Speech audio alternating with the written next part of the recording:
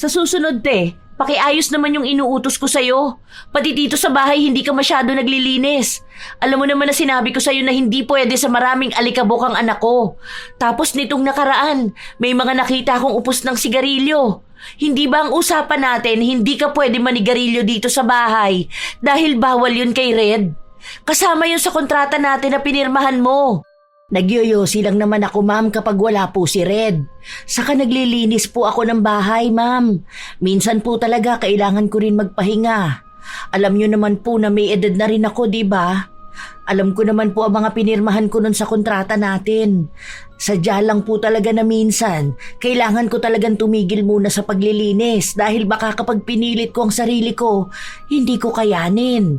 At baka magkasakit din ako. Kawawa naman po ang pamilya ko, di ba? May mga apo ako na binubuhay. Maayos naman po ako rito dahil sinusunod ko ang utos nyo. Kung gusto nyo po talaga na maging malinis ang buong bahay, mag-hire po kayo ng kasama ko. Para may katulong din po ako rito maglinis ng bahay. Para naman po hindi lang ako ang pinupunan nyo na parang ang tamad ko sa paningin nyo. Lalo na po kapag andito yung nanay nyo. Ang kasambahay ang isa sa mga dapat maaasahan pagdating sa kalinisan sa bahay dahil ito naman ang kanilang trabaho. Pero si Milrose, isang klase ng kasambahay na sadyang tamad lalo na kapag wala ang kanyang amo. Dahil sa ganoong gawain, mapapatawan siya ng parusa gamit ang itim na kapangyarihan. Magagawa niya pa kayang maging masipag o sadyang pagdurusahan na lang niya habang buhay ang kanyang pagkakamali. Ma'am, okay na po yung pinapaayos niyo sa akin. Yung kabilang kwarto po. Tapos naitapon ko na rin po pala yung mga sinasabi niyong dapat na itapon. Sige, pakuha na rin pala ako ng tubig. Yung hindi malamig tapos paabot ako nung vitamins ko rin. Tapos bukas, habang nasa school si Red, pakilipat na ako ng ibang mga gamit niya dun sa kabilang kwarto. May katulong ka naman bukas kasi andito si Kuya Boy. Ipapabuhat ko kasi yung ibang gamit sa kwarto ni Red. Magpapalit din kasi ng kama niya. Sige po, ma'am, sandali lang po. Ang dami naman itong utos. Kanina ko pa gusto magpahinga.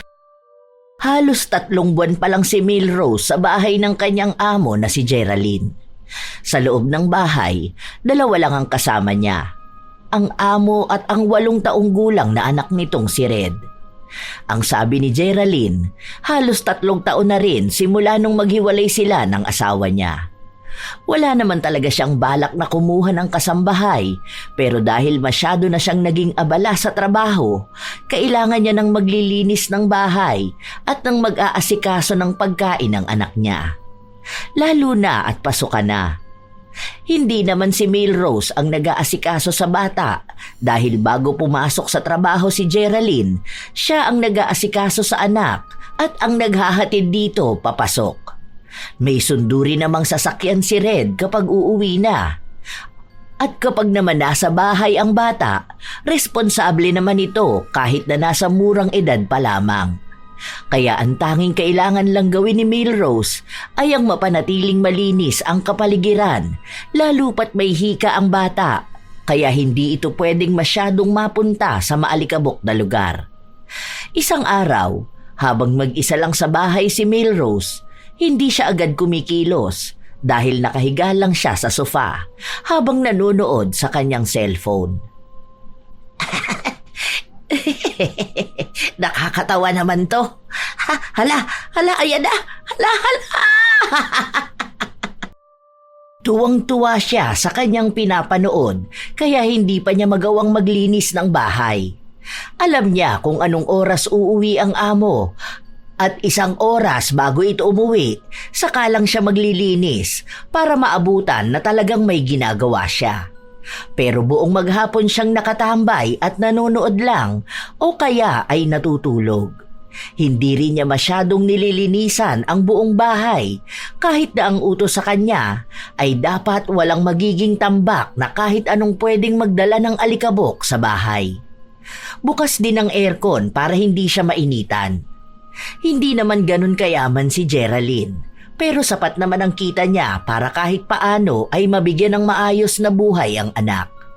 Malaki rin ang pasahod kay Milrose kumpara sa ibang mga normal na kasambahay. Dahil ang akala ni Geraldine ay talagang masipag sa bahay ang nakuha niyang kasambahay. Ilang sandali pa, nakahilata pa rin sa sofa si Milrose hanggang sa dumating si Red. Pumasok sa kwarto si Red pero agad ding lumabas. Ate Rose, meron pong ano sa room ko. Ipis po. O ano naman? Di patayin mo. Alam mo na nga na nanonood ako rito eh. Mamaya pa ako maglilinis, nagpapahinga pa ako. Matanda na nga ako oh. Natatakot po ako. Para ipis lang natatakot ka na. Kalalaki mong tao. Kung takot ka, mamaya na kapag natapos na ako magpahinga. Pero po magpapalit po ako ng damit. Ay, sinabi na nga na mamaya na. Hindi mo ba ako maintindihan ha? Ang tigas ng bungo mo ah. Ano ba akala mo sa akin? Pwede na lang sumunod agad kapag gusto mo? Hindi naman ikaw ang nagpapasahod sa akin. Parehas kayo ng mami mo na panay ang utos. Tumabi ka nga dyan, istorbo ka. Para sa ipis lang. Sa susunod, matuto ka magpatay ng ipis ha? Lalaki ka, dapat hindi ka takot sa mga ganito. Wala kang ibang ginawa kundi umasa sa akin. Hindi na kumibo pa ang bata. Nang mapatay na ang ipis, bumalik na sa kwarto niya si Red. Habang si Milrose naman ay nagpatuloy na sa gawaing bahay. Sa kanya lang hinugasan ang mga plato na kanina pang umaga nakatambak sa lababo. Matapos noon ay nagsalang na rin siya ng uulamin para sa hapunan. Kasunod ay ang pagwawalis niya ng mabilisan. May isa pang ang kalat, balat ng pinagkainan niya kanina. Dahil maliit lang naman ito, sinipa niya na lang papunta sa ilalim ng sofa. Hindi naman daw yun makikita ng kanyang amo. Ganon ang gawain niya sa araw-araw. Hanggang isang araw, walang pasok ang kanyang amo. Yun ang pinakaayaw niya sa lahat dahil kailangan niyang kumilos maghapon. Ate Rose, palagay naman ako nito doon sa kusina pagbalik mo. Tapos kung pwede ka na rin magluto ng merienda ni Red. Wala pang stock, ma'am. Hindi pa po kasi ako nakapamalengke. Kasi po ang sabi niyo, bukas na lang po. Ay, hindi pa ba? O sige, mag-order na lang ako tapos kunin mo na lang mamaya pag nasa labas na. Baka kasi tulog ako pag uwi ni Red eh. Para sana makakain siya ng merienda niya. Hintayin mo na lang, te. Pasok na ako sa kwarto ko. Pasunod ako nito mga maiiwan ko. Pati yung charger ng laptop. Ay, oo nga pala. Bakit hindi pa na itatapon yung mga basura dun sa CR? Ay, sorry po ma'am. Nakalimutan ko. Ilalabas ko na yun dapat kanina eh. Kaso tinawag niyo ko kaya nakalimutan ko naman. Naglinis na rin kasi ako ng sala. Sige po, mamaya itatapon ko na yun. Basta hindi pwedeng magtambak ng basura sa CR. Tapos kapag alam na hindi na kailangan, wag na rin itambak dito sa bahay. Kahapon kasi, nakita ko pa yung box ng pizza andun sa upuan sa kusina. Nung nakaraan pa tayo kumain nun, di ba? Ayun po kasi ang sabi sa akin ni Red. Meron daw po silang project kaya kailangan niya ng box. Kaso hindi na raw po yata natuloy. Ngayon ko pa lang po itatapon. O sige te, basta ate ha, alam mo naman kung ano mga ayaw ko rito sa bahay. Alam mo kung ano mga bawal kay Red. Kasi nga mahirap na kapag inatake na naman yun ng hika niya. Kaya nga ayoko may mga nakatambak na kung ano-ano at ang bilis lang kumapit ng mga alikabok. Tapos konting alikabok lang pwedeng sumpungin ng anak ko. Opo ma'am, alam ko naman po yan. Kaya nga lagi rin po ako naglilinis. Minsan po talaga may mga nakakaligtaan ako. Si Red po kasi minsan may mga dala po siyang gamit galing sa school nila. Kaya yung iba po tinatambak niya rito o kaya dun sa kabilang kwarto. Pero ang totoo ay katwiran lang yon ni Milrose. Siya talaga ang may dahilan kung bakit hindi malinis ang bahay ni na Geraldine. Dahil hindi naman talaga niya inaayos ang paglilinis. May mga nakakaligtaan siya dahil hindi niya talaga nililigpit. Nagpapakitang gilas lang siya kapag nakikita siya ng kanyang amo. Ilang araw pa ang nakalipas, ang daming inuutos sa kanya ni Geraldine. Mga bagay na dapat naman talaga ay nalinis na niya. Ano ba naman yan? Hindi naman na makapagpahinga ang tao. Ngayon pa naman labas ng episode na hinihintay ko. Nakakainis. Bakit kasi ang daming arte? Hika lang naman yan. Yung apo ko nga may hika rin naman yun, pero hindi naman kami ganito kaarte sa bahay. Ay, konting alikabok lang akala mo sisinghutin na lahat ng anak niya. Sus! Ano pa naman yan? Sa tuwing kumikilos si Milrose, palagi na lang siyang nagrereklamo. Pero hindi naman niya ito pinaparinig sa kanyang amo. Minsan, sa anak lang nito na hindi rin naman nagsusumbong sa kanyang ina. Minsan kasi, sa sobrang abala ni Geraldine sa trabaho, hindi na sila masyadong nakakapag-usap ng anak. Kaya si Milrose lang talaga ang madalas nakasama ng bata. Mukha ring hindi pa masyadong naiintindihan ni Red ang mga nangyayari, kaya malaya ang ginang na gawin ang gusto niya. Isang araw, walang pasok sa eskwelahan si Red, kaya nasa bahay lang silang dalawa ni Milrose. Lagpas na ng oras ng pananghalian pero hindi pa rin sila kumakain.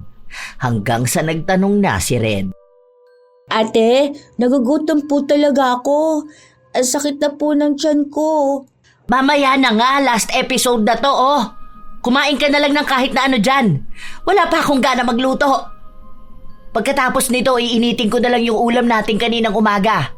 Ang dami mong reklamo. May tinapay naman dyan binili ng mami mo ah. Yun na lang ang kainin mo. Sige na po, nagugutom na po talaga ako.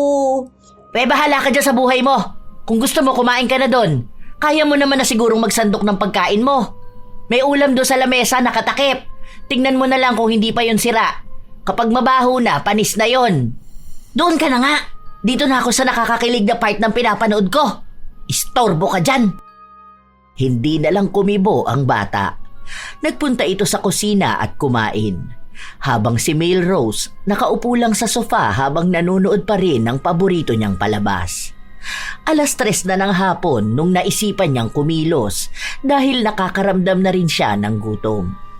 Balak pa sana niyang kainin ang ulam sa lamesa pero pansin niyang panis na ito kaya nagluto na lang siya ng bago. Alam niya rin kasi na maagang uuwi ang kanyang amo base sa sinabi nito sa kanya kaninang umaga. Kasunod naman nun ay nagpatuloy na siya sa paglilinis ng bahay. Ilang sandali pa, lumabas ng kwarto si Red. Hawak niya ang kanyang tiyan at namimilipit ito. Ang sakit po ng tiyan ko. Aray ko po. Ay ano naman gusto mong gawin ko? Aba, pumunta ka ng banyo. Baka pati sakit ng tiyan mo gusto mong ako pa rin ang mag-asikaso sa'yo. Hindi na sakop ng trabaho ko ang alagaan ka, no? Kung gusto ng mami mo, dagdagan niya ang sahod ko para maging yaya mo. Hindi pwedeng sahod ko pang kasambahay tapos may dagdag na trabaho. Ang galing naman. Pagod na nga ako sa panay niya utos sa akin tapos sa paglilinis ko sa bahay niyo. Dapat nga tumutulong din siya sa akin. Alam na nga niya na may katandaan na ako tapos gusto niyang wala pang alikabok ang bahay niyo. Sobrang sakit po. Kanina ba po ako napupunta sa CR? Ay siya, baka kulang ka lang yan sa tubig. Huwag ka magulo dyan. Ay, huwag ka dyan dumaan. Nakita mo na nga na nagwawalis ako eh. Ano ba naman tong batang to? Ang tigas ng ulo. Hanggang sa makauwi si Geraldine, masakit pa rin ang tiyan ng kanyang anak. Hindi lang sa oras na yon dahil hanggang sa kinabukasan ay nananakit ang tiyan ng bata. Dinala ito sa ospital dahil nag-aalala si Geraldine na baka magkaroon pa ng malalang sakit ang kanyang anak. Nang makabalik sila ng bahay, kahit na paano ay maayos na ang kalagayan ni Red. Pero nanghihina pa rin ito. Ate Rose, anong niluto mong pagkain? Wala pa po akong nailuluto, ma'am. Hindi ko pa po kasi alam kung anong pwedeng pagkain ni Red eh. Baka po yung iluto ko yung hindi niya rin po kainin. Saka po, naglinis kasi ako ng banyo. Nagkuskus ako kaya hindi rin kinaya ng oras ko. Siguro ano na lang ate, luto ka na lang na may sabaw. O yung mabilis lang na ulam para makakain na rin kami. Hindi pa rin kasi ako kumakain eh. Luto ka na muna, mamaya na yan. Ay, order na lang siguro ako ng manok para makakain na rin agad. Anong oras na rin kasi oh. Hindi pa naman pwedeng malipasan ng gutom si Red. Magsasaing na lang po pala muna ako, ma'am. Hindi ka pa nakakapagsaing? Ang dami ko po kasi ginawa, mami. Alam nyo naman po na may katandaan na ako. Hindi naman po ako ganun kabilis kumilos. Saka ang akala ko po kasi mamaya pa po kayo uuwi. Kasi po ang sabi nyo sa akin, baka hapon pa kayo. Kaya naisip ko na baka sa labas na rin kayo kakain at baka mapanis lang yung kanin kapag nagluto ako ngayon. Sige na pala, magsalang ka na para sakto luto na kapag dating ng ulam. Mabuti na lang ay mabait si Geraldine, kaya kahit na gano'n ang ugali ng kanyang kasambahay, nagagawa niya pa ring palampasin. Hindi niya alam na dahil din kay Milrose kaya naospital ang kanyang anak. Sa mga sumunod na araw, hindi pa rin nagbabago si Milrose. Mas lalo pa nga siyang naging tamad noong hindi pinupuna ni Geraldine ang bahay. Madalas kasi na maaga itong umaalis. Minsan naman sobrang gabi na kung umuwi kaya diretso na sa tulog. Sa sobrang abala ng kanyang amo, hindi na nito pansin ang dumi at alikabok sa bahay. Hanggang sa isang araw, ma'am, papaalam po sana ako. Day off ko kahit 2 days po. Uuwi ako sa amin kasi po birthday ng apo ko. Kailan yan, ate? Linggo at Lunes po sana, ma'am.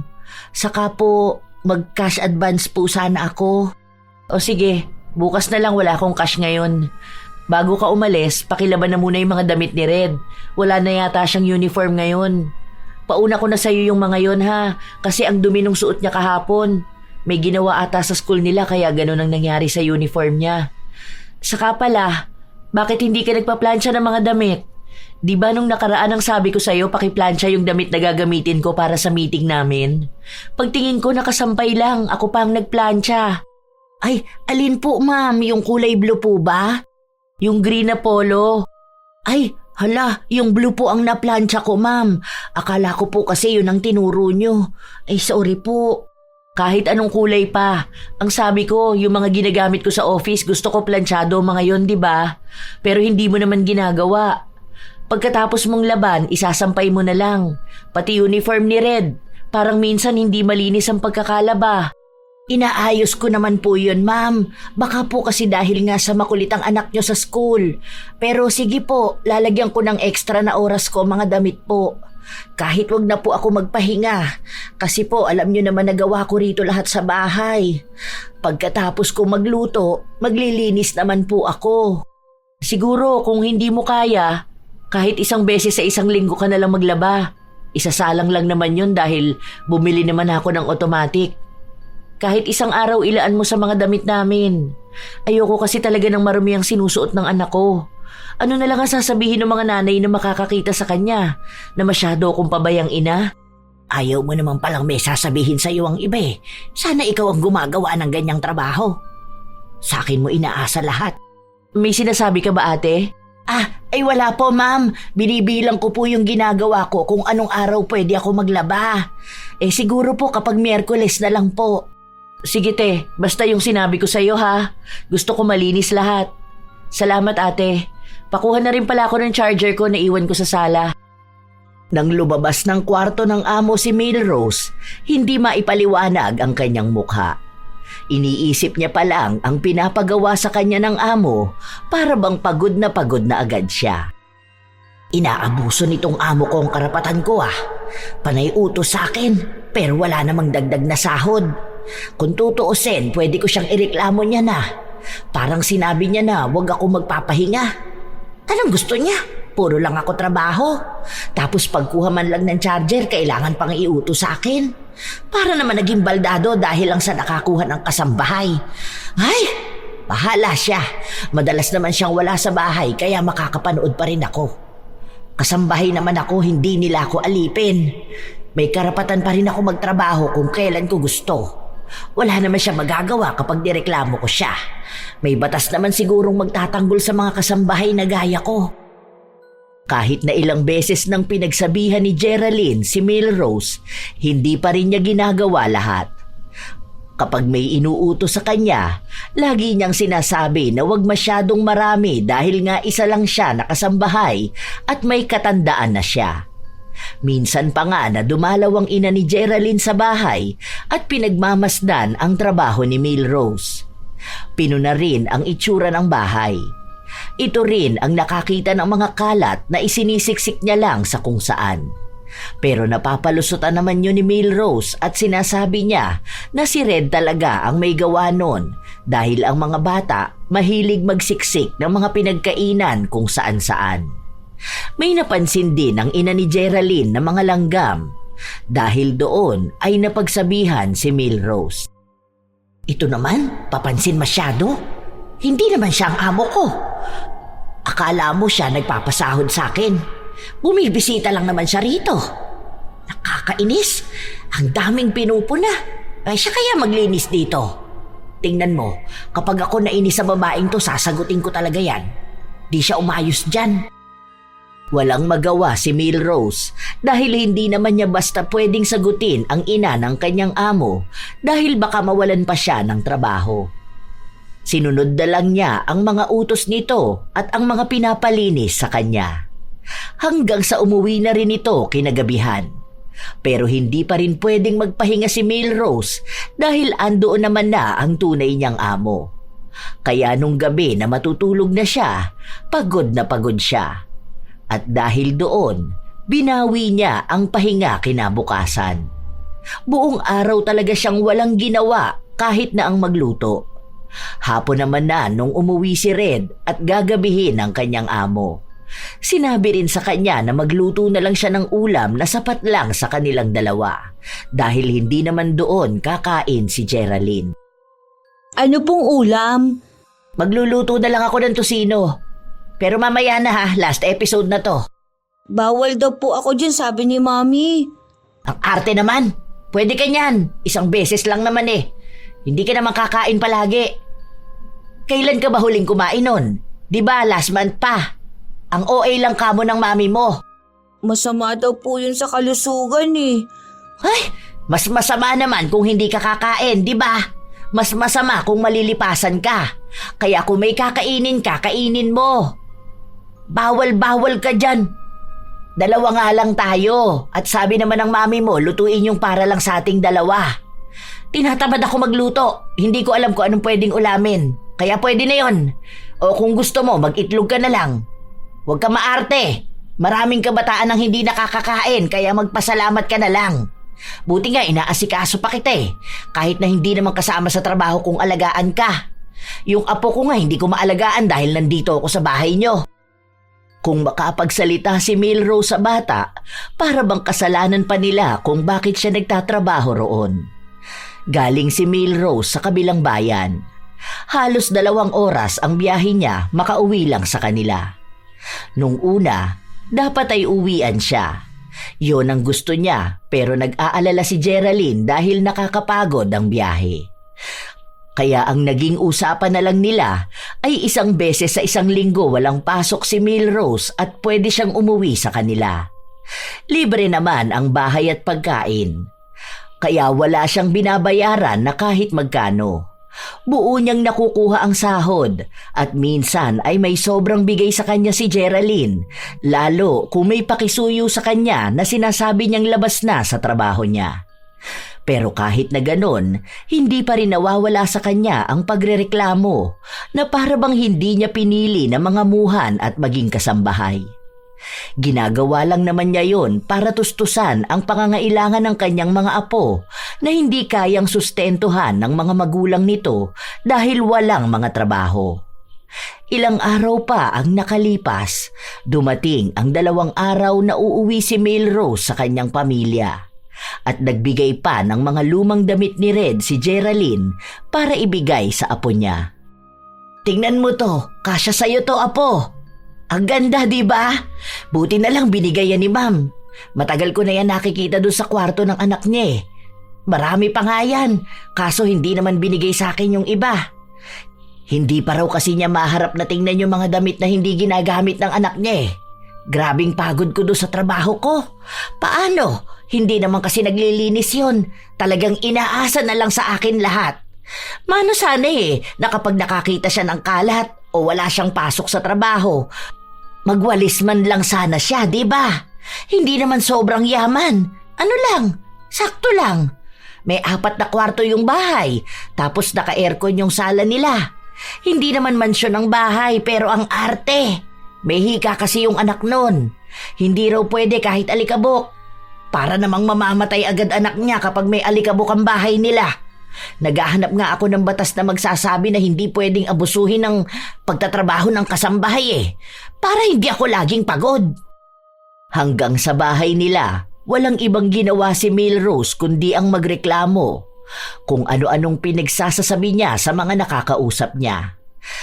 Lahat naman ng inirereklamo niya ay mga normal na dapat na trabaho ng isang kasambahay.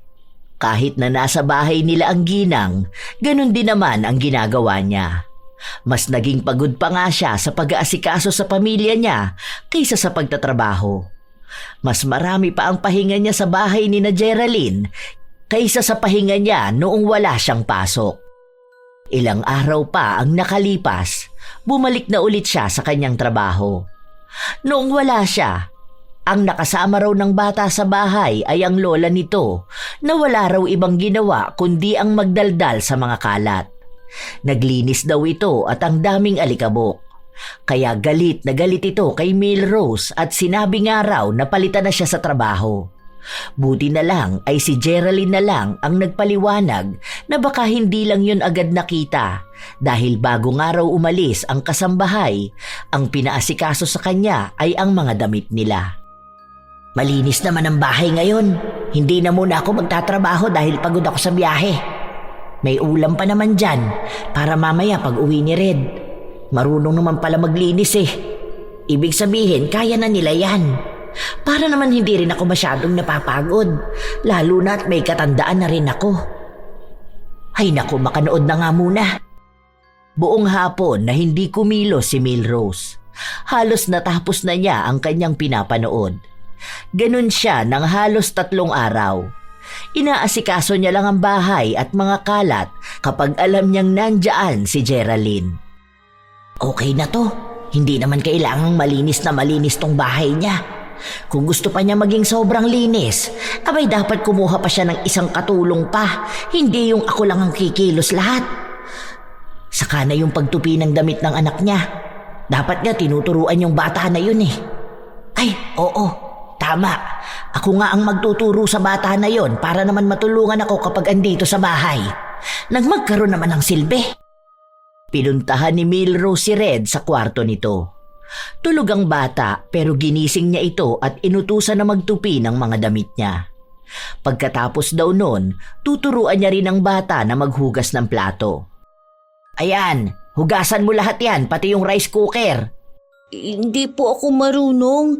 Kaya nga kita tinuturuan para nga maging marunong ka, di ba? Isa ka na lang po. Maglalaro pa po ako Ay, hindi pwede. Matanda ka na, dapat matuto kang kumilos dito sa bahay. Anong gusto mo? Ako na lang lahat ang gagawa? Aba, mababa ang sahod ko para maging sobrang grabe ang trabaho ko rito. Paghuhugas lang ng plato yan. Paano kung wala ako, ha? Sinong gagawa niyan? Alangan naman na ang mami mo pa. Sabi po ni Lola, dapat po kayo to. Kasi po kayo raw po ang tagalinis. Trabaho niyo raw po ito. Hay, wala akong pakialam dyan sa lola mo. Wala naman siya rito. Kung gusto niya, pumunta siya rito sa bahay niyo at siya ang maglinis. Kailangan ko rin magpahinga, no? Hindi ako robot na pwedeng lagi-laging naglilinis ang bahay niyo. Kung gusto ng lola mo, palit na lang kami ng trabaho. Siya rito sa bahay niyo maglinis palagi. Ewan ko na lang kung hindi rin siya magsawa. Nagrereklamo ang bata pero walang pakialam sa kanya ang kanilang kasambahay. Muling bumalik sa sala si Milrose. Nagbukas ng aircon at saka siya nanood. Ilang sandali pa, hindi niya inaasahan na biglang uuwi si Geraldine. Naabutan siya nitong nakahiga sa sofa. Ma'am, ang aga niyo naman pong umuwi. Bakit hindi po kayo nagsabi sa akin? Nagchat-chat naman po kayo sa akin kapag uuwi na po kayo, di ba? Nakalimutan ko magsabi Nasaan si Red? Tulog ba? May dala pa naman akong pasalubong sa kanya. Ma'am, ano po kasi? Nasa kusina po siya. Ang sabi niya po kasi gusto niya raw matuto maghugas ng plato. Alam niyo naman po ang mga bata, di ba po? Ako naman po, tinuruan ko siya. Para po alam niyo yun, maging responsable naman po siya. Sorry po ma'am kung hindi po yun pwede.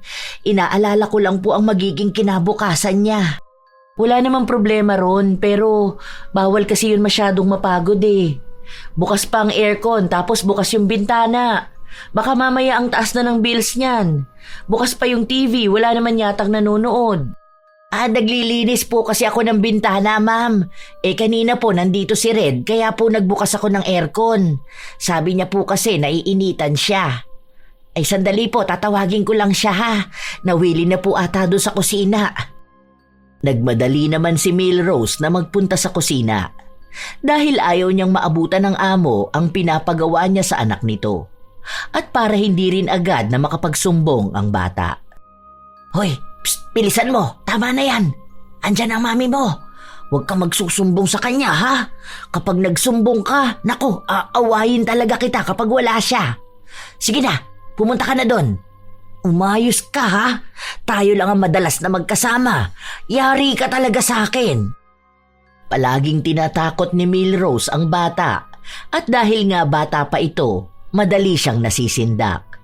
Dahil sa ganoong pangyayari na bigla ang umuuwi si Geraldine nang walang sinasabi sa kanyang kasambahay, naging maingat na ang ginang sa kanyang pagpapahinga. Minsan pa nga ay naiinis siya, lalo pat hindi siya makapanood ng maayos dahil pinapakiramdaman ang paligid, baka bigla na lang pumasok sa loob ng bahay ang kanyang amo. Isang hapon, habang nagsisimula pa lang sa paglilinis ng bahay si Milrose, umuwi ang kanyang amo at kasama na naman ito ang ina. Ano ba naman to? Ito na naman siya, oh! Puro puna na naman to sa akin. Bakit kaya hindi na lang siya ang maglinis dito sa bahay nila? Masyadong papansin eh. Bakit kaya hindi na lang siyang kinuhang kasambahay, di ba? Tutal, mukha namang mas magaling pa siya sa akin. Para alam niya kung gaano ba kahirap maglinis ng bahay araw-araw. Sinabi ng ina ni Geraldine na ang daming alikabok sa gilid-gilid. Tinuro pa ang mga agiw sa loob ng kwarto ni Red. Dahil doon, pinagalitan ni Geraldine ang kanilang kasambahay.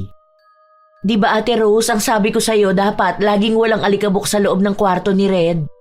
Ma'am, wala naman po yan kahapon. Kasi po lagi ako naglilinis ng kwarto po ni Red. Pagpasok niya pa lang po sa school, inuuna ko po talaga yung kwarto niya. Malinis po yan, ma'am. Ewan ko lang po bakit bigla naman nagkaroon ng ganyan. Ate, dapat alam mo yan dahil umpisa pa lang, sinabi ko na sa'yo na ang palagi mong babantayan ay yung mga alikabok o yung mga bagay na pwedeng mag-trigger sa hika ng anak ko. Yun naman po talaga mamang ginagawa ko. Pero siguro po may mga hindi ako nagagawa dahil po busy ako sa ibang bagay. Tulad po ng pagluluto at paglalaba po.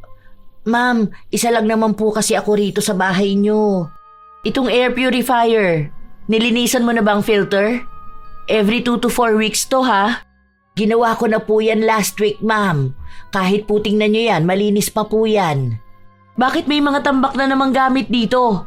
Di ba pinalipat ko na sa'yo to nung nakaraan? Hindi mo ba to inaleste? Ay naku ma'am, hindi ko po alam. Baka po kinuha na naman ni Red. May isa pa nga pong laruan siyang kinuha eh. Minsan po kasi hindi ko napapansin ang ginagawa niya. Isa rin to sa babantayan mo, te ha? Kapag may kukunin man si Red, pagtapos na siya, huwag itatambak dito sa kwarto niya. Isa kasi yan sa nagiging dahilan kung bakit nagkakaroon ng alikabok. Alam mo naman po ang bata, minsan kahit na pagsabihan, hindi nakikinig. Kayo na lang ang sumunod sa mga ginagawa niya. Total, ikaw naman ang naglilinis ng kwarto niya. Alam mo na yung kung ano yung mga kailangan tanggalin. Opo, ma'am. Tatandaan ko po lahat ng sinabi niyo. Kahit po anong abala ko sa trabaho, lagi kong susundan ang tingin ng anak niyo, kahit po hindi niya ako yaya. Pakunwari lang na sumasang-ayon si Milrose, pero ang buong katotohanan ay inis na inis siya sa mga nangyayari. Ayaw pa naman niya sa lahat ay ang pinagsasabihan siya. Lalo na kapag minamanduhan siya ng mga bagay na dapat niyang ginagawa. Ang gusto niya kasi, kikilos siya base sa kung ano ang gusto niya, hindi sa kung ano ang gusto ng may-ari ng bahay. Ilang araw na natili sa bahay ang ina ni Geraldine, kaya bantay sarado si Milrose. Tila makalkulado ang bawat niyang galaw at dapat ay tama ang ginagawa niya. Dapat malinis talaga ang buong bahay. Dahil doon, lalo namang nainis ang ginang. Dahil hindi niya mapanood ang gusto niyang mapanood at bibihira lang siya pwedeng magpahinga. Hindi pa ba aalis tong papansin na matanda na to? Kung makapag-utos siya sa akin parang siya ang amo ko Panay sabi na magwalis ako. Parang tanga lang. Dapat hindi na to nagpupunta rito Kapag ako nagreklamo ko sa agency ko, ay naku tingnan mo tapos tong mga to. Baka sila pa ang magbayad ng malaki sa akin. Hindi ako pinagpapahinga Karapatan ko naman yon. Buisit Bakit kasi isa lang ang kinuha nilang kasambahay? Gusto pala nila maging malinis ang bahay. Kinabukasan, umalis na rin ang babaeng kinaiinisan ni Melrose, kaya naging malaya na naman siyang maging tamad sa loob ng bahay. Ang ilang araw niyang pagtatrabaho ng sunod-sunod, binawi niya naman ng pahinga. Buong maghapon na naman siyang walang ginawa at kapag kakain si Red, pinapainit niya lang ang natira nilang ulam. Hindi rin siya nagsasaing hanggat hindi pa umuuwi ang kanyang amo. Ate, may daga ako nakita doon po sa kusina. Daga lang yan. Ano naman? Ngayon ka lang ba nakakita ng daga, ha? Dirty po yun. Ang arte mo naman bata ka. Sa mundong to, marami talaga ang mga daga. Huwag ka nga maging maarte dyan. Akala mo talaga anak ka ng presidente ng Pilipinas. Pati daga kailangan pang pakialaman. Kung hindi ka naman inaano ng daga, huwag mong pansinin. Ano? Bakla ka ba at takot na takot ka sa daga? Normal lang yon. Lahat ng bahay may ganyan. Huwag mo ipaproblema sa akin. Iniinis mo na naman akong bata ka Pero gumagapang po siya doon sa mga plato po sa lababo po. Tapos po parang kinakain po nila yung mga nakadikit na pagkain po. Ay! Huwag kang magulo dyan. Alam mo ikaw bata ka, kapag ang ganda ng pinapanood ko palagi kang umi-eksena. Para kang lola mo Masyado kayong papansin. Pagod ako ha. Nagpapahinga ako. Hindi mo ba nakikita na ilang araw akong pagod? Kung may daga doon, hayaan mo. Pagod ako. Nakakadiri po kasi. Baka po tayong magkasakit. Hindi pinakinggan ni Melrose ang bata. Basta ang alam niya lang ay malaya siyang makakapagpahinga. Hanggang sa oras na ulit ng paglilinis niya ng kusina. Kita niya ang tambak na hugasin simula pa kaninang umaga. Mga nakatiwangwang lang ito. Tumigas na ang kanin sa sandok. Pero sa halip na pagtuunan ng pansin ang pagsisigurado na malinis yon, basta niya lang hinugasan. Ay, okay na to. Ang mahalaga, nahugasan at natanggalan dumi. Bakit kailangan pambanlian to? Ang aarte ng mga tao na to hindi naman mayayaman. Ang sabi lang naman sa akin, basta laging malinis ang kwarto ni Red, yun na lang ang pagtutuunan ko ng pansin. Bahala sila dyan sa ibang gawaing bahay. Kumuha sila ng ibang kasambahay kung gusto nilang magawa yung ibang bagay. Ano? Ako lang ang gagawa nitong lahat? Ano sila, sinuswerte? Grabing nakakatamad pa naman magkikilos ngayon. Gusto ko nakahiga lang, ang lamig ng aircon, tapos manonood lang ako dahil ang lakas ng wifi nila. Ilang araw pa ang lumipas, pumupuna na rin si Geraldine ng ibang mga gawa ng kanyang kasambahay. Pero nagagawa naman itong sagutin ni Melrose. Isang beses pa, hindi siya agad nakapagtupi ng mga damit at ang katwiran lang ni Melrose ay inuna niya si Red. Kapag gano'n ang katwiran niya, kahit na paano ay nakukuha niya ang loob ng amo. Lahat ng may kinalaman sa kalusugan ni Red, iyon ang mas pinagtutuunan ng pansin ni Geraldine. Kahit na hindi naman tunay na si Red ang inuuna ng kasambahay, kundi ang panay pagrereklamo at mas marami pa ang pahinga kaysa trabaho. Hanggang sa isang gabi, pag-uwi ni Geraldine ay kinausap niya si Melrose. Isang araw lang naman ako wala, bukas lang naman. Aalis na ako ngayong gabi. Bukas, kailangang umalis ni Red ng maaga kasi may activity sila sa school. May susundo naman sa kanya rito. Ang kailangan lang maasikaso siya. Siguro mga 3 a.m. kailangan gising ka na. Yung baon niya dapat luto na. Ma'am, ang aga naman po niyan. Tulog pa po ako ng ganyang oras. Kasi po, 6 a.m. ang simula ng trabaho ko. Tapos gusto niyo po akong gumising ng ganyan kaaga? Ay baka naman antukin ako buong maghapon yan, ma'am. Ngayon lang naman, te. Kailangan lang talaga maasikaso ng anak ko. Hindi naman ako pwedeng magstay sa bahay kasi nga kailangan ako sa trabaho ko. Kahit ngayon lang, dagdagan ko na lang ang sahod mo para dyan. Aasikasuhin mo lang naman siya eh. Isusuot mo lang yung uniform niya sa kanya tapos ihahanda yung baon niya. Ganun lang. Tapos kung sakali man na mapagod ka buong araw, kahit na magpahinga ka. O kaya bawiin mo na lang ang tulog mo kapag nakaalis na siya kasi ikaw lang naman ang maiiwan sa bahay. Kailangan ko lang talaga tong oras na to para sa trabaho ko. Nakausap ko naman na si Red at alam na rin naman nun kung anong gagawin niya. Ready naman na yung mga bibit-bitin niya para bukas eh. Sige ma'am. Susubukan ko pong gumising ng ganyang kaaga. Basta po yung dagdag sa sahod ko ha, huwag niyong kalimutan. Kahit na ayaw ni Milrose, kailangan niya yung gawin. Malaki din naman ang sinabing dagdag sa susunod niyang sahod. Kung hindi lang naman daw mahalaga kay Geraldine ang pupuntahan niya, siya na mismo ang gagawa nun sa kanyang anak. Paulit-ulit na pinaalala ng amo ni Milrose ang kailangan niyang gawin. Kinaumagahan, maagang nagising si Milrose pero masama ang kanyang timpla dahil inaantok pa siya. Kaya sobrang sungit niya sa bata. Abay, bilisan mo naman. Ano ba naman yan? Kung inaantok ka, ano pa ako, di ba? 3 a.m. ba naman ako papagisingin para lang sa'yo? Pahinga ko pa dapat to eh. Pati ba naman yung tulog ko kailangan pa mag-adjust sa inyo? Bilisan mo dyan kumilos! Oh, isuot mo na to! Maliligo pa po ako eh. Wag na! Bakit maliligo ka pa? Naligo ka naman na kahapon, di ba? Hindi po pwede kasi po maglalaro kami mamaya. Kailangan po nakaligo ako. Saka po sabi ni Mami po lagi dapat naliligo. Hay, ang dami mong arte! Hindi! Magbihis ka na dyan! Tigilan mo ako sa ganyan mo! Magmadali kang kumilos dahil inaantok ako. Babalik ako sa pagkakatulog ko. Iniistorbo nyo pati ba naman ang pahinga ko? Mangangati po ako eh. Maglalaro po kami doon, papawisan po ako. Hindi ka magbibihis? Sige, bahala ka dyan. Ang tigas ng ulo mo. Asikasuhin mo ang sarili mo ha. Huwag ka lalapit sa akin dito. Buisit kang bata ka. Ang aga-aga na nga akong pinagising ng mami mo tapos ganyan ka pa. Iniwan ni Milrose ang bata, habang si Red naman ay naligo talaga at kahit hirap na hirap ay siya na lang mismo ang nag-asikaso ng kanyang sarili. Umalis siya ng bahay nila nang hindi maayos ang suot at walang dalang pagkain. Dahil alam ni Milrose na hindi uuwi ang kanyang amo, hindi siya naglinis ng bahay.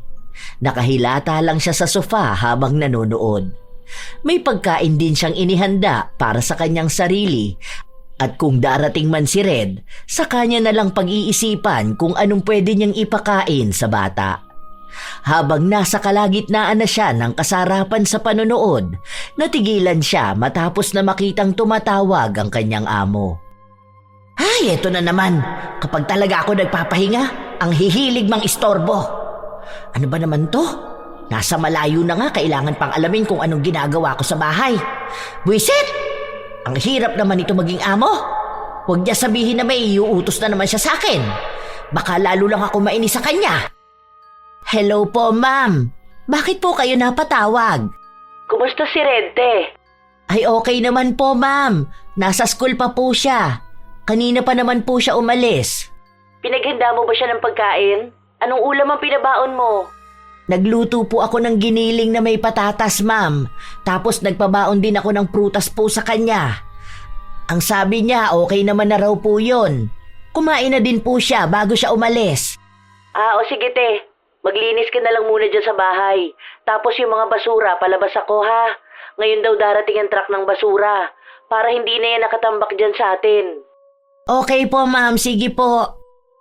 Nang patayin ni Geraldine ang tawag, balik na naman sa panonood ang kasambahay.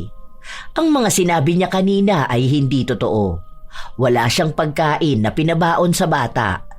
Ang akala niya ay hindi yun makakaabot sa kanyang amo, pero nalaman ito ni Geraldine matapos na tumawag ang isang ina na kaklase ni Red at sinabi na bakit hindi niya pinadalhan ng pagkain ang anak niya. Mabuti na lang daw may dala silang sobra kaya nabigyan si Red. Dahil doon, inis na inis si Geraldine noong umuwi siya. Bakit sinabi mo sa akin na may pagkain ng anak ko tapos wala naman pala? Nagbuka pa ako masama doon sa mga magulang ng mga kaklase ni Red. Saka ano yung sinabi niya na ang gulo ng itsura ng anak ko? Ay, hindi ko po alam sa kanila, ma'am. Kasi po, inasikaso ko naman po si Red. Tapos ngayon ko lang po nakita na hindi niya nadala yung baon niya. Ang alam ko po, nilagay ko yun sa bag niya eh. Kaso po, inalis niya ata tapos nakalimutan na rin niya. Pinakain ko naman po sa kanya pag uwi niya. Sa susunod, pakiayos naman yung inuutos ko sa'yo. Pati dito sa bahay hindi ka masyado naglilinis. Alam mo naman na sinabi ko sa'yo na hindi pwede sa maraming alikabok ang anak ko. Tapos nitong nakaraan, may mga nakita akong upos ng sigarilyo. Hindi ba ang usapan natin hindi ka pwede manigarilyo dito sa bahay dahil bawal yun kay Red? Kasama yun sa kontrata natin na pinirmahan mo. Nagyoyosi lang naman ako, ma'am, kapag wala po si Red. Saka naglilinis po ako ng bahay, ma'am. Minsan po talaga kailangan ko rin magpahinga. Alam nyo naman po na may edad na rin ako, di ba? Alam ko naman po ang mga pinirmahan ko nun sa kontrata natin. Sadya lang po talaga na minsan, kailangan ko talagang tumigil muna sa paglilinis dahil baka kapag pinilit ko ang sarili ko, hindi ko kayanin. At baka magkasakit din ako. Kawawa naman po ang pamilya ko, di ba? May mga apo ako na binubuhay. Maayos naman po ako rito dahil sinusunod ko ang utos nyo. Kung gusto niyo po talaga na maging malinis ang buong bahay, mag-hire po kayo ng kasama ko. Para may katulong din po ako rito maglinis ng bahay. Para naman po hindi lang ako ang pinupunan nyo na parang ang tamad ko sa paningin nyo. Lalo na po kapag andito yung nanay nyo. Naiintindihan ko naman, Kaya nga hindi kita pinipilit magtrabaho, di ba? Na may pahinga ka naman talaga. Pero sana, alam mo kung anong lugar mo, kung anong trabaho mo. Matagal ka ng kasambahay, marami na ring amo ang nakahalubilo mo. Sana alam mo kung ano yung ayaw at gusto ng mga amo mo. Lalo na sa akin dahil ako, nag-iingat lang ako para sa anak kong may sakit. Hindi kumibo si Milrose pero sa kalooban niya ay may inis siyang nararamdaman. Nang matapos ang buong araw, nasa loob siya ng kanyang kwarto kung saan kausap niya ang kanyang anak sa cellphone. Diba? Bakit naman ganun ang sasabihin niya sa akin? Naiinis ako kasi kahit naman sabihin na amo ko siya mas matanda naman ako sa kanya. Ang inaano ko, sana ayusin niya rin ang sarili niya. Bakit kaya hindi niya subukan na dito siya sa bahay? Tulungan niya ako maglinis, diba? Sa busy nga siya sa trabaho niya kaya napapabayaan niya ang anak niya. Tapos pati ba naman yon iaasa niya sa akin? Ano? Dahil ba sa pinapasahod niya lang ako? Ang galing niya naman. Sumang-ayon naman ang kanyang anak.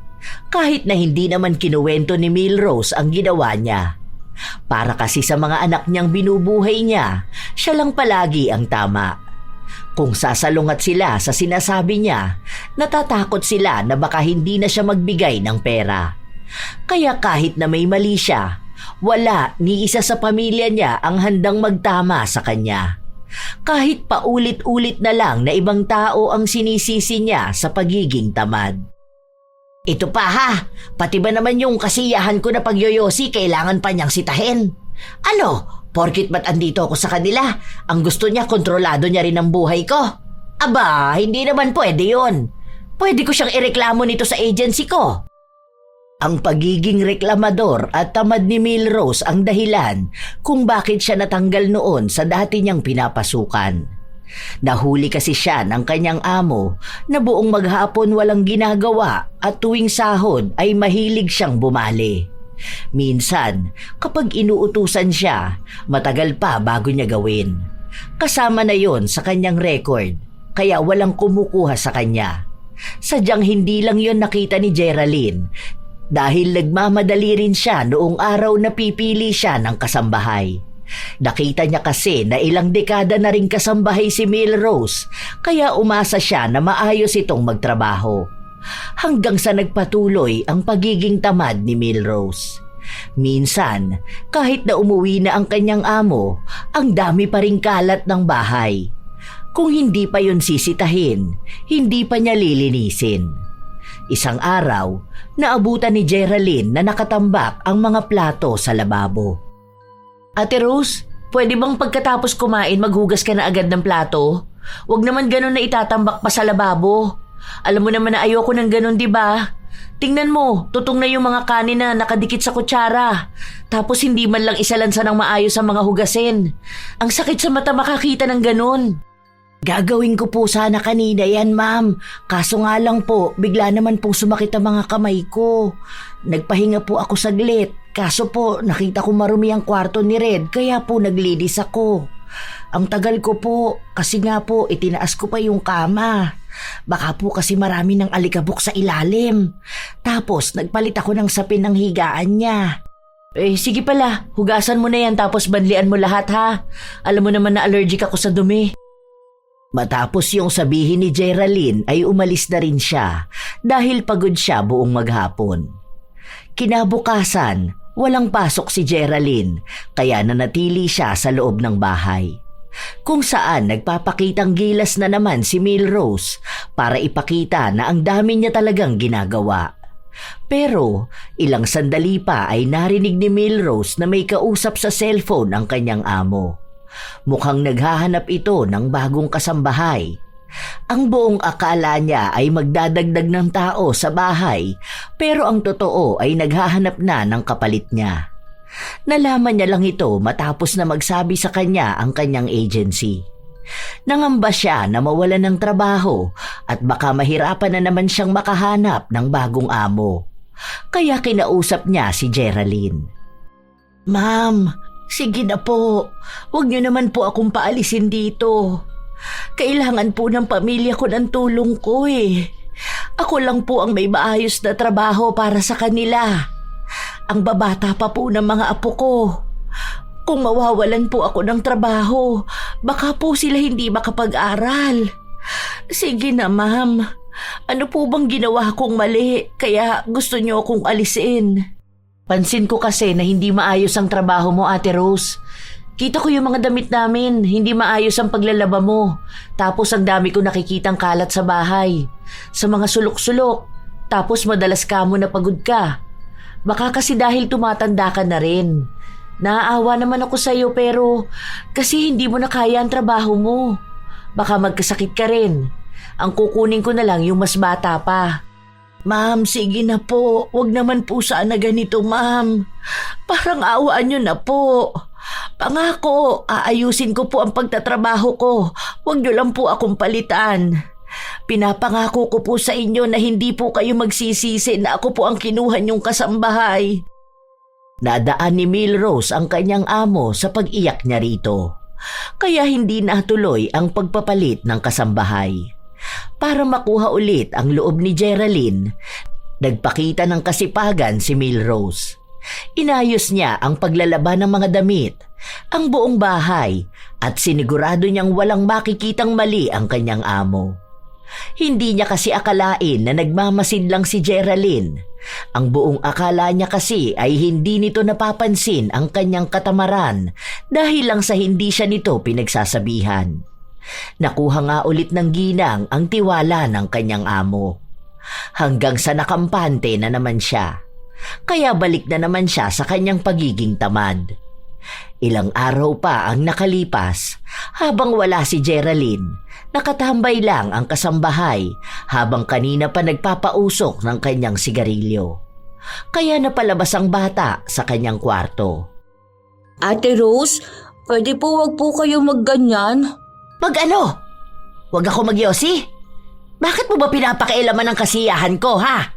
Ano yan? Bakit nagtatakip ka ng ilong mo? Ang arte mo naman. Bawal po kasi sa akin yan eh. Bawal-bawal ka dyan. Walang bawal sa'yo. Puro lang kamo kaartehan ng mami mo. Sa bahay nga namin, yung anak ko naninigarilyo yun noon kahit baby pa ang anak niya. May hika rin yun, pero okay naman. Sinasanay ka lang kasi ng mami mo sa mga mali-maling paniniwala na bawal-bawal. 2 beses pang binugahan ni Milrose ng usok ang bata sa mukha nito. Matapos noon ay bumalik sa loob ng kwarto ang bata. Matagal siya roon hanggang sa lumabas ulit si Red na para bang hirap na hirap itong huminga. Hindi siya makapagsalita. Hinihila niya lang ang damit ni Milrose. Ano ba? Para kang tanga dyan. Huwag ka nga malikot dyan. Ano ba? Bitawan mo ang damit ko. Oh, ano na namang kaartehan yan ha? Hindi ka makahinga. Wala yan. Okay lang yan. Kailangan mo lang sanayin ang sarili mo. Kapag nasanay ka na, yung katawan mo na ang mag-a-adjust hanggang sa hindi ka nahihikain. Okay lang yan. Itulog mo lang yan.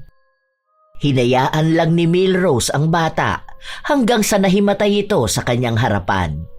Hindi pa niya ito nais na bigyan ng pansin, pero sakto naman na dumating ang ina nito. Kaya nagpanggap na lang si Milrose na nag-aalala siya. Nataranta na rin kasi si Geraldine sa nangyayari sa kanyang anak. Si Geraldine lang ang nagsugod sa ospital. Kaya ang daming kaartehan ng bata na yun sa katawan eh. Konting sakit, takbo sa ospital. Kaya mas lalong nagiging sakitin. Ay, okay na yun. Sana magtagal sila sa ospital para walang mag-uutos sa akin sa bahay. Pwede na siguro ako magpahinga. Okay na to. Bakit pa ako maglilinis wala naman sila? Gaya nga ng hiniling ni Milrose, matagal na nanatili sa ospital si Red. Hindi ito makalabas hanggat hindi nagiging maayos ang kalagayan nito. Kaya masaya ang ginang, lalo pat hindi siya kumikilos sa loob ng bahay. Panay lang siya nood. Nagluluto lang siya kapag magsasabi ang kanyang amo, kaya kapag wala, pagkain niya lang ang niluluto niya. Halos 3 araw na ganon, kaya 3 araw din naging maalikabok ang bahay. Isang hapon, umuwi si Geraldine. Ate, bakit hindi pa malinis dito sa bahay? Itong kwarto ni Red, hindi pwedeng maalikabok to kasi uuwi na siya bukas. Baka atakihin na naman yun. Pakipalitan yung sapin niya ha, pati punda at kumot. Tapos ilabas na muna yung mga laruan niya. Basta walang kahit na anong alikabok. Ah, ganun po ba? Sige po mamaya maglilinis ako dyan. Tatapusin ko lang po itong pinapagawa niyo sa akin. Isa-isa lang po ma'am kasi isa lang naman ang katawan ko. Hindi ko naman kayang pagsabayin yan lahat. Tapos yung CR, bakit naninilaw naman yung inidoro? Tapos yung mga basura dun, ang dami pang mga buhok. Di ba ang sabi ko gusto ko palaging malinis ang bahay lalong-lalo na sa CR? Saka simula ngayon, huwag ka nang maninigarilyo ha. Yun kasi ang nakakapag-trigger ng hika ng anak ko eh. Pakiusap ko naman sa'yo. Kung ayaw mo matanggal sa trabaho, huwag mo naman yun gawin. Kung hindi mo talaga kaya, sana sa labas ka ng bahay. Yung malayo sana sa maaamoy ng anak ko. Ma'am, hindi naman po ako naninigarilyo malapit kay Red. Alam ko naman po na bawal sa kanya yun. Kahit na nasa kwarto ang anak ko, maaamoy niya pa rin yun. Alam mo naman kung gaano siya kasensitive, di ba? O kung dito sa loob ng bahay, kapag lumabas siya ng kwarto, maaamoy niya pa rin yun dahil kulob dito. Kung mauulit pa rin to, wala na ako magagawa kundi tanggalan ka ng trabaho. Huwag naman po sana ganyan, ma'am. Kailangan po ng pamilya ko ng pera. Maawa naman po sana kayo sa akin. Ako lang po talaga ang inaasahan nila eh. Baka po magutom sila kapag wala na akong sinasahod. Kung gusto mo ng trabaho, ipakita mo na karapat-dapat ka sa trabaho. Dahil hindi kita pinapasahod para lang maging tamad dito sa bahay. Lalo na ang ipahamak ang anak ko. Malinaw naman po sana ang naging usapan natin nung unang araw mo sa trabaho. Ako kasi yung klase ng tao na ayaw ng tamad eh. Kasi mabigat sa buhay kapag tamad ang isang tao. Kaya kung tamad ka ate, wala na akong magagawa kundi ang tanggalin ka. Mukhang hindi na kaya pang daanin ni Milrose sa pagpapaawa ang kanyang amo. Nagsabi na rin sa kanya ang agency niya na baka sa mga susunod na buwan ay alisin na siya. Lalo na kung makakahanap ng bagong kasambahay. May mga nakakausap na si Geraldine at nagiging pihika na rin ito sa paghahanap ng tatao sa bahay nila. Dahil nadala na siya sa ginagawa ni Milrose. Hindi niya lang ito matanggal agad dahil hindi pa tapos ang kontrata nila. Sa susunod na buwan pa lang ito matatapos. Para makuha ang loob ng amo, naging todo ang pagpapakitang gilas ng ginang. Kahit na walang utos sa kanya, kumikilos siya ng kusa. Iniisip niya na sa paraan na yon, magbabago ang isip ni Geraldine na palitan siya. Pero wala pang 1 linggo ay tinatamad na siya. Ano ba yan? Nakakatamad naman magkikilos dito sa bahay na to. Bakit ba kasi kailangan ko pa magpakitang gilas? Sa nakakatamad naman talaga.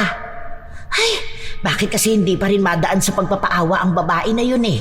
Hindi man lang ba siya nakakaramdam ng awa sa akin at sa pamilya ko? Sa totoo naman talaga na mahirap magkikilos. Dahil ba sa mahirap lang ako at katulong lang ako, iisipin niyang madali lang makahanap ng ibang maglilinis ng bahay niya?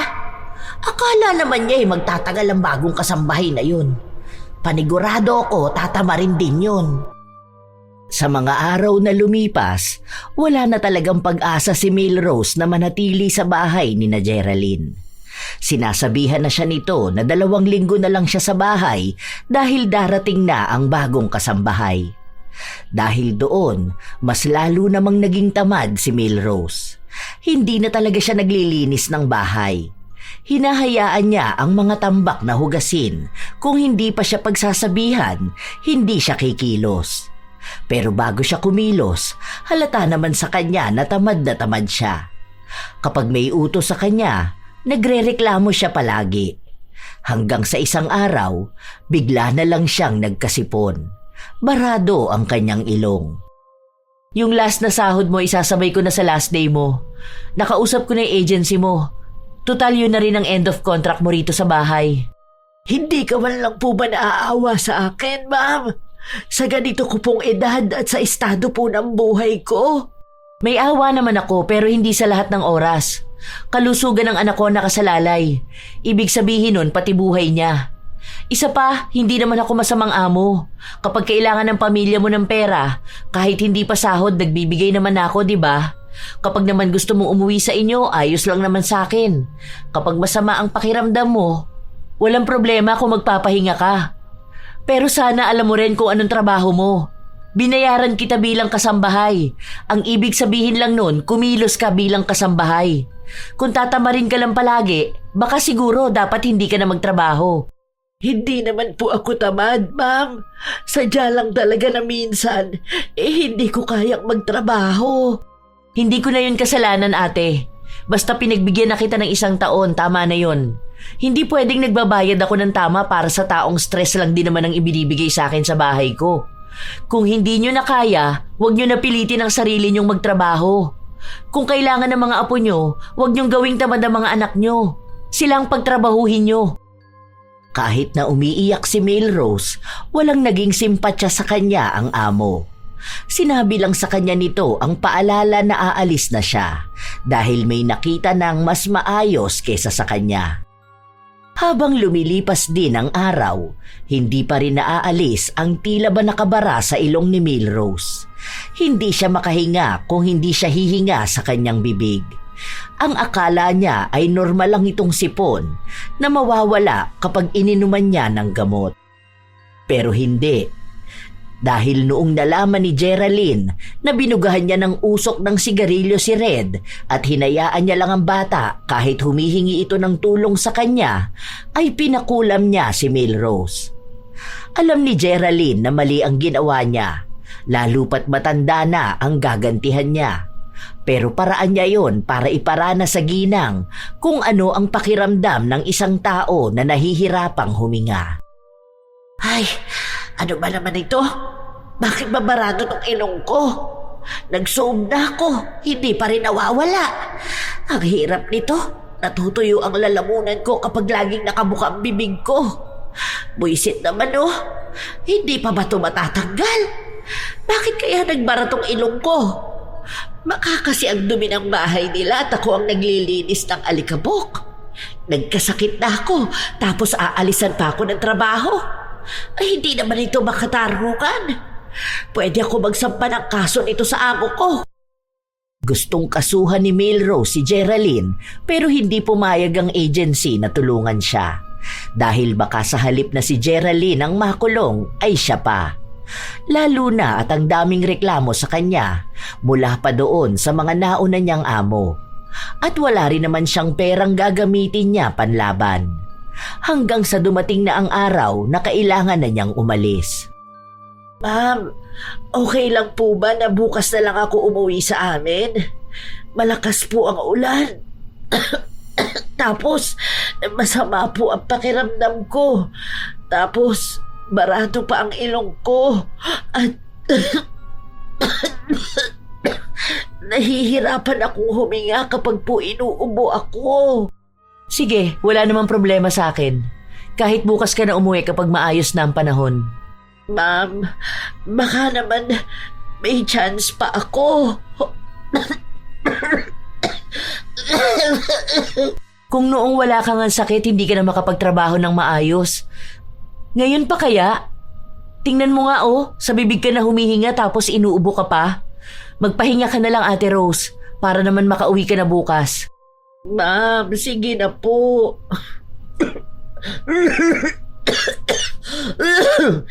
Kailangan talaga ng pamilya ko.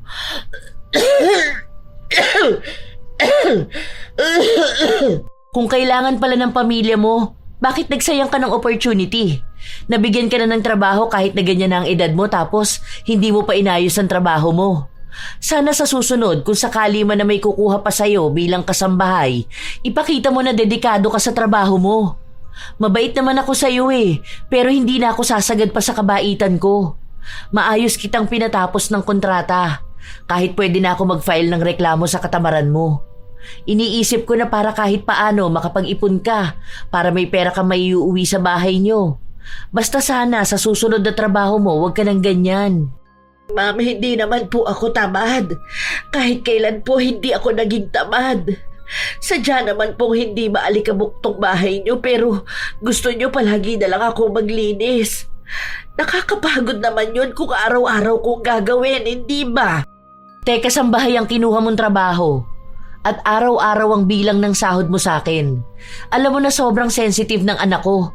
Konting alikabok lang yon sa higaan niya. Hirap na siya makahinga. Kada dagdag na trabaho naman, dagdag na sahod, di ba? Hindi naman kita minaltrato. Okay naman kita kausapin. Kahit anak ko, hindi ko naman inaasa sa'yo. Maliban na lang kung magluluto ka ng pagkain. Sana alam mo na lahat ng ginagawa mo sa bahay ko, nakasulat sa kontrata na trabaho mo. May day off ka at bayad yung day off na yon. Kapag uuwi ka sa inyo, nagbibigay ako ng pamasahe mo. Swerte ka na nga kung tutuusin pero kung ano-ano pang ginawa mo. Ayoko na makipagdiskusyonan sa'yo dahil tapos naman na ang trabaho mo sa akin.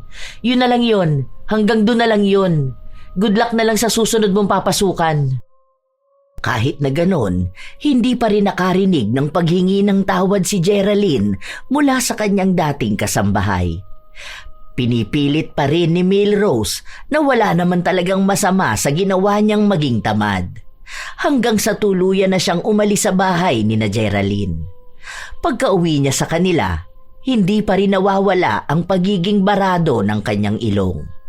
Minsan, kapag naman inuubo siya, sadyang hirap siyang makahinga. Tinanggap na lang niya ang ganoong sitwasyon dahil hindi rin naman niya alam kung paano siya gagaling at wala ring balak si Geraldine na tanggalin yon. Hanggang sa ilang buwan pa ang nakalipas, nagkaroon ulit siya ng bagong trabaho. May napasukan siyang bahay pero hindi ito katulad ni Geraldine na mabait. Naging mas malala ang pag-utos sa kanya at ayaw na nakikita siyang nagpapahinga. Gusto na sana niyang umalis pero nagsabi ang kanyang anak na malapit na ang pasukan ng mga bata at kailangan nila ng gagamitin sa paaralan. At kung hindi siya papasok sa trabaho, walang gagamitin ng mga bata. Isang araw, habang nagtatrabaho si Milrose, nagkaroon ng bisita ang kanyang amo at hindi niya akalain na si Geraldine yun. Oh, andito ka pala? Buti kaya mo rito. Ilang kasambahay na ang umalis dito dahil sa sobrang higpit ni Julia. Wala naman akong magagawa. Hirap pa naman niyang pakisamahan. Kapag sinabi niya na gusto niyang malinis ang bahay, kailangan sobrang linis. Naaalala ko pa sabi ng dati niyang kasambahay, hindi siya pwedeng kumain hanggat hindi siya tapos sa pinapagawa sa kanya.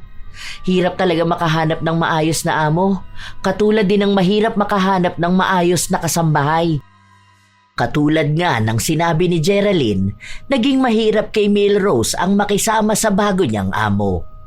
Umalis din siya roon at ang malungkot pa ay hindi na siya binayaran.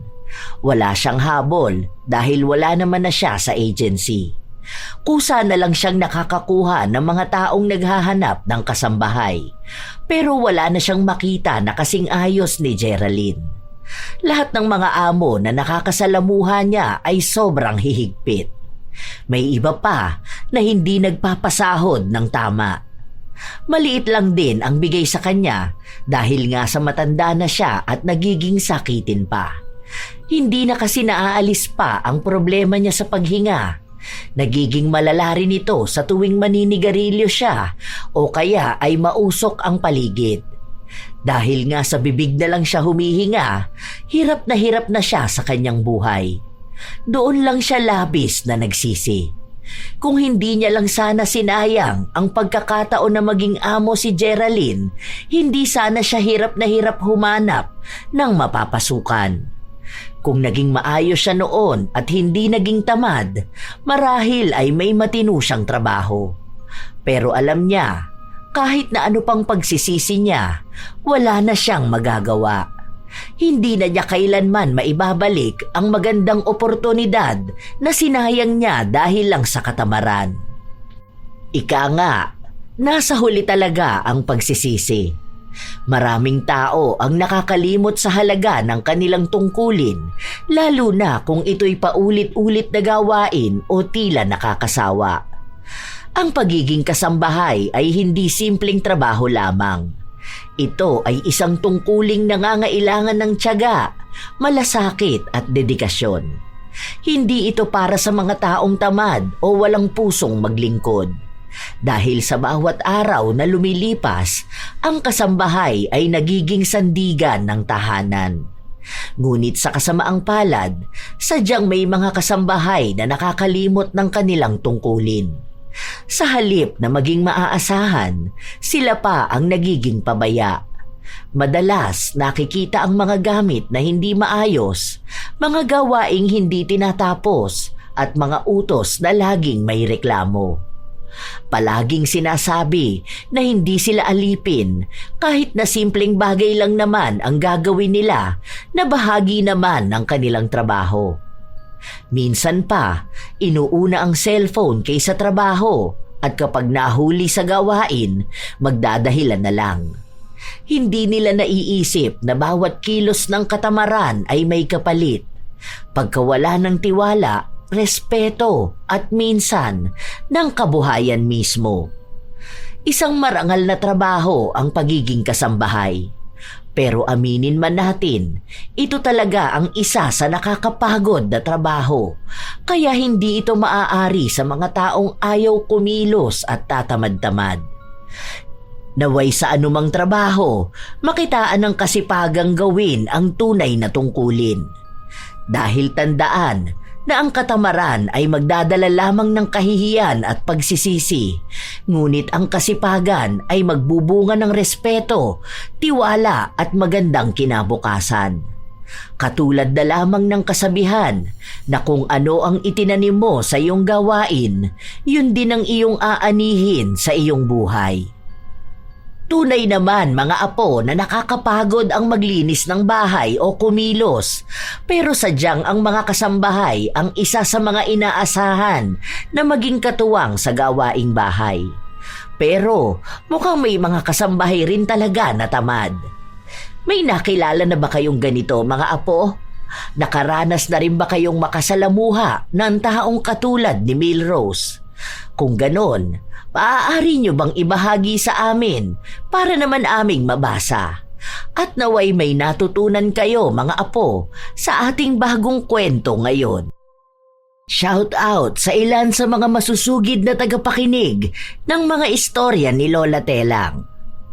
Cassandra Cory, Teresa Entona, Mabel 2021, Ashley Domingo, Giselle Flores, Sky Maminta, Miss Kopiko ng Pangasinan, Cherry Joy Totanes, Felisa Makahig, Mary Jenny Rilrea Batiduan, Kalas Kalas, Saffron Kaminade, Flordelisa Galang, Rosaline Jimenez, Marie Minao. Shout out din sa inyo, music lover Abby, Noemi Garcia Pabunan, Emer DLS at sa Obligasyon Family ng Kamalig Albay, Lizelle Sato, Michelle Okumura, John Cyrus, Lot Antonio, Ami Pacana, Geraldine Narbasa, Mary Jane Rico, Josine Mamangon, Teresa Llorca, Isabel FD, Elisa Diaz, Charmini Carpon, Ces 9510, Nilda Dultra, Maricar ng Qatar, Daiben, Mary Joy Bentic, Assorted Love Hurts KSA, Larnie Azurin, Dada Mashala Gonzales, Charmaine Ebon. Shout out din sa mga apo ko na hindi nawawala sa tuwing may upload ang lola. Ito ang inyong Lola Telang at maraming salamat sa palagi ninyong pakikinig mga apo.